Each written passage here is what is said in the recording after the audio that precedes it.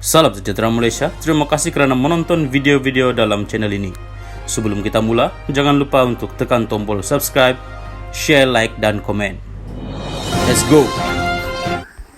Berita terkini, Tempo dapatkan dos penggalak penerima Sinovac dilanjutkan sehingga 31 Mac.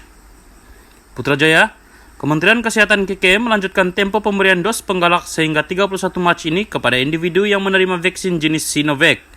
Menteri Kesihatan Khairy Jamaluddin berkata, sebelum ini pihaknya memutuskan mana-mana individu berusia 60 tahun ke atas yang menerima vaksin jenis Sinovac perlu mendapatkan dos penggalak sebelum 28 Februari ini, sebelum status vaksinasi dalam aplikasi MySejahtera dinyatakan sebagai tidak lengkap.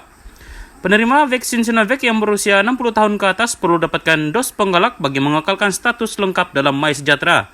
Tempo masa sebelum ini kita beri sehingga 28 Februari, namun kita lanjutkan sehingga 31 Mac ini untuk memudahkan mereka mendapatkan dos penggalak berkenaan. Jadi bermula 1 April ini, sekiranya mereka masih belum mendapatkan dos penggalak berkenaan, status vaksin lengkap golongan ini akan ditukar sebagai tidak lengkap dalam MySejahtera, katanya kepada sidang media hari ini.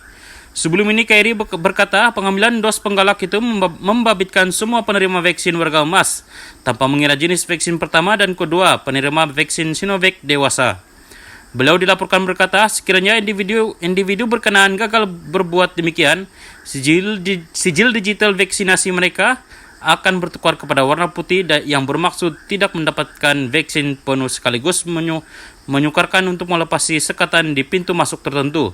Dalam pada itu, mengulas mengenai laporan sebuah portal bahwa Malaysia mungkin akan membuang hampir 500,000 dos vaksin jenis AstraZeneca, Khairy memaklumkan perkara itu tidak akan berlaku.